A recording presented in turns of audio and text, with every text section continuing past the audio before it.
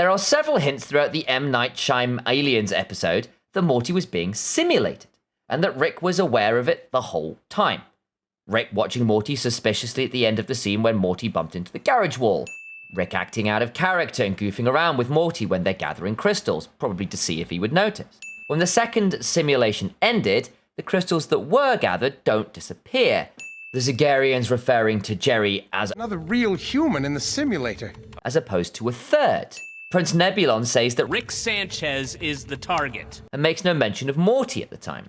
After Jerry's simulation ends, he is still wearing the simulated tuxedo. When Rick pulls Morty's pants down to allow them to escape from the Zagarians, Morty immediately pulls his pants up to allow the Zagarians to follow, hinting that he is simulated.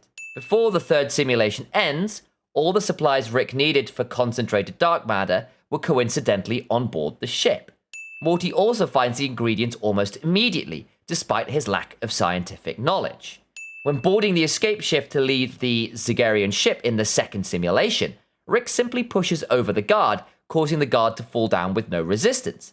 This allows Rick, Morty, and Jerry to get onto the ship, where they are forced into the simulation to make concentrated dark matter.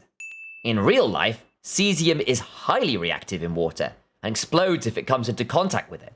Right before the explosion occurred, Rick mentioned to Jerry that all the actions he committed would not have mattered overall. The most meaningful day of your life was a simulation operating at minimum capacity. Rick's line to Morty at the escape ship, Yes, they really do have concentrated dark matter. is to test if the simulation, through Morty, would budge Rick into telling the formula for concentrated dark matter, But you know how to make it too, right, Rick? which succeeded, leading Rick into misleading the simulation about a false recipe for concentrated dark matter.